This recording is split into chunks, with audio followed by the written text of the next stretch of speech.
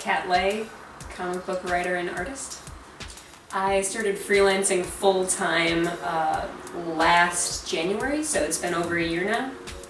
But I've been kind of working on comics just on my own and in my free time since 2010. I definitely started as an artist. I've always been an artist, a drawer. I've always liked to draw and make stories. I made my first comic and I wrote it because I didn't have a writer to work with, so I just wrote it myself. And I did that a few times and it kind of led to a job in writing, which was surprising to me. I wasn't really expecting it because I always think of myself as an artist first, but that's basically the path that I went on. I just wrote because I didn't have any other choice, and I like it. I really loved living in Chicago. I didn't really realize it at the time because it's the first city that I ever lived in that it had a really great comic scene. There were a lot of other creators there. There were a lot of cons, and like small cons too, like Zine Fest and Cake. They're very kind of local. They're getting bigger, but like I went to a ladies' night at Graham Cracker Comics, which is a chain, but there's this one store that had a ladies' night every month, and we would get together on the first Wednesday, and it was just women who wanted to get together and talk about comics.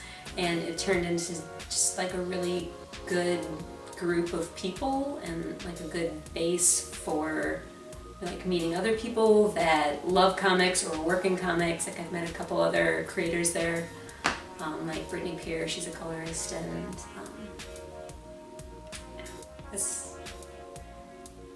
like San Diego had less of that. And so I'm realizing that Chicago is a really good place for comics because of that. Yeah, my work process for writing is drawing, because I always start with what visuals I want to include in a comic. That's always how I kind of start a project, is thinking about like a cool scene that I want to draw, or just I want to draw a teapot or something, and I just kind of, the stories kind of grow from there. So I usually start with sketching and doodling things, and I go until I get a story idea, and then when I'm writing I'll have all my little pages and I'll just draw the panels in so that I know how the story is flowing. So I definitely come at writing from kind of an artist's perspective. A lot of my writing process in the beginning is drawing, and with drawing, it's kind of the same thing. I start with just things that I want to do. If I really can't think of anything, I'll just do some like figure drawing or something that I like to do, and then eventually I'll keep drawing until I come up with something that would be kind of a cool idea for a comic, I guess. Alright, so for a series like Lumberjanes, I grew up in the woods, like deep in the woods basically. I moved around a lot, but it was always really rural places, so I have a lot of interest in trees and things in nature, and I kind of come at it from that perspective. Something like Steven Universe, I look at lots of pictures of rocks and things, or I try to just get in the headspace of the show, and then I do a bunch of thumbnails and kind of pick the good ones to send to my editor. But it always kind of starts in some place that I can, like some personal place that I can kind of take from there. Covers are definitely a different kind of challenge than comics. I really like them because I like to try and tell little stories in like the quickest possible way. I like covers that do that, and so that's kind of what I like to do with covers. It's also just nice to focus all on one image and not be thinking as much about, you know, the flow of the page or panel layouts or anything like that. I can just focus on one, usually really fun image. I think probably sticking to a structure. Like for writing, it's sticking to a 22-page, usually a 4-issue arc, which is difficult for me because I really like doing vignettes where you just kind of tell the story until you're done, and it can be anywhere from 3 to 50 pages long. So I think just sticking to a structure might be the hardest part of the writing process. Art education, I grew up really liking to draw, and I just never kind of stopped. My mom's also an artist. She's an oil painter, so she always encouraged me, which helped a lot. And I went to Columbia College in Chicago for illustration. So that was my major. And I also took a bunch of animation classes because I could not decide which path I wanted to take. I basically really love storytelling. So animation, I love children's books, I love comics, I like any visual way to tell a story. And the thing that I like the most about comics is that you can tell a complete story yourself. You don't need necessarily to work with a whole bunch of other people like you would in animation. Like Columbia College was not a great school for storytelling. The major, like the illustration major, was very small, and it was focused almost entirely on advertising. And so all of the classes that I took that I think helped me the most were electives, like my animation classes. I think were better classes for teaching me comics than any of my illustration classes. I can't really recommend that school.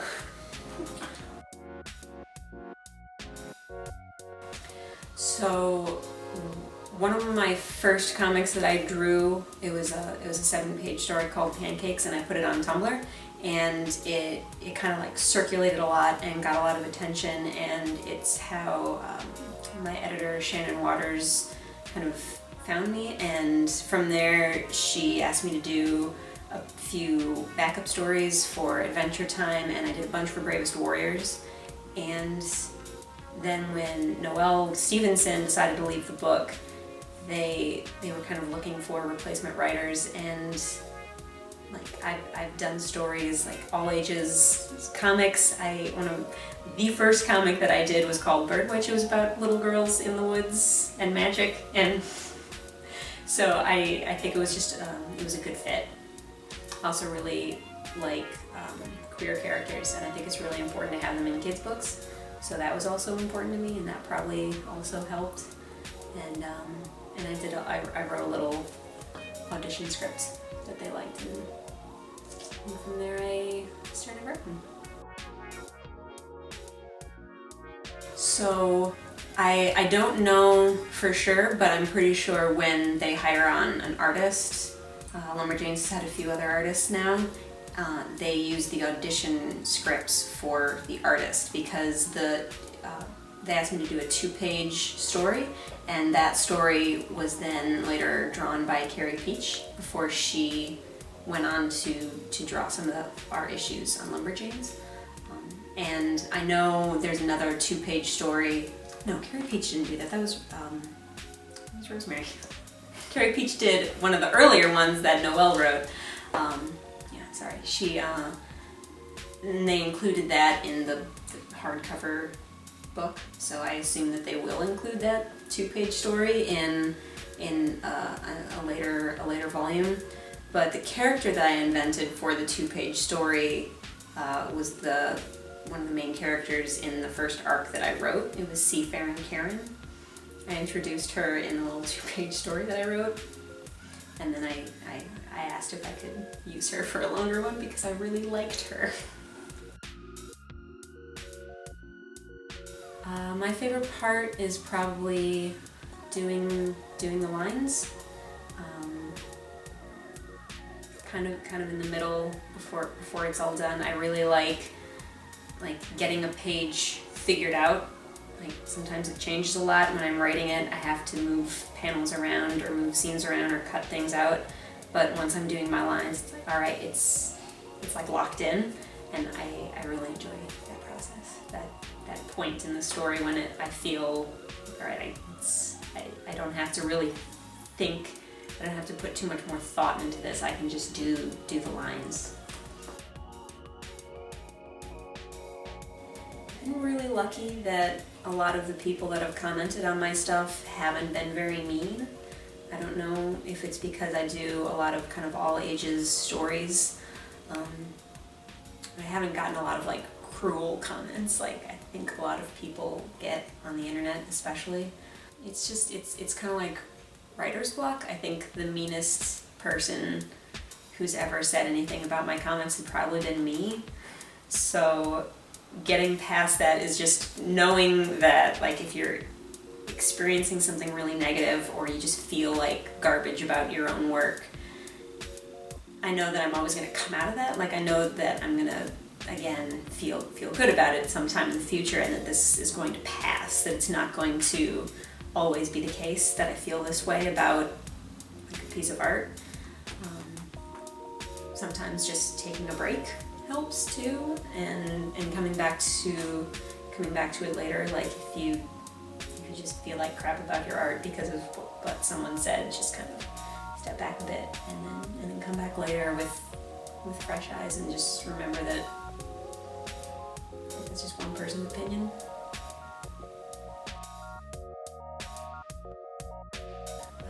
Right, so there are a few artists that I've gotten to work with through Lumberjanes that I've had really good time working with, like Carrie Peach.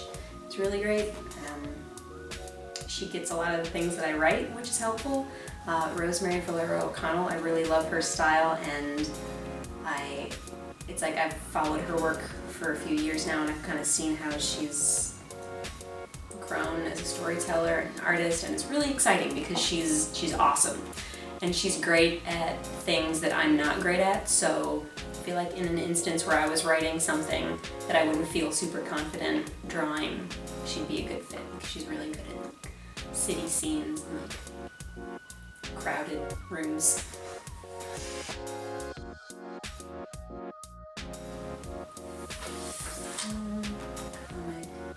Alright, my favorite novel is Good Omens by Terry Pratchett and Neil Gaiman. I really love religious satire, and that's just been my favorite book for a long time. Terry Pratchett's my favorite author, so that's an easy one. I can definitely say that for sure. Movies, I really love, I love Snatch. I like a lot of Quentin Tarantino's movies. I really like Amelie. I like The Real Tenenbaums. It's pretty eclectic. All those directors have very unique styles, which I think I respond to a lot. I really like the red and green color scheme in movies, which you don't see a lot. Wes Anderson uses that color scheme sometimes. So definitely like kind of a bunch of movies, and then comics. It's hard to say. I like a lot of manga. I read manga before like really any Western comics, just because those are the books that I had access to. Shield 21 is a really good comic. It's really well drawn.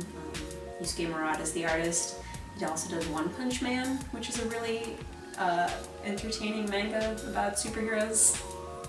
I really like the Mighty Thor book that Matt Wilson and Chris Samnee and Mark Waid did.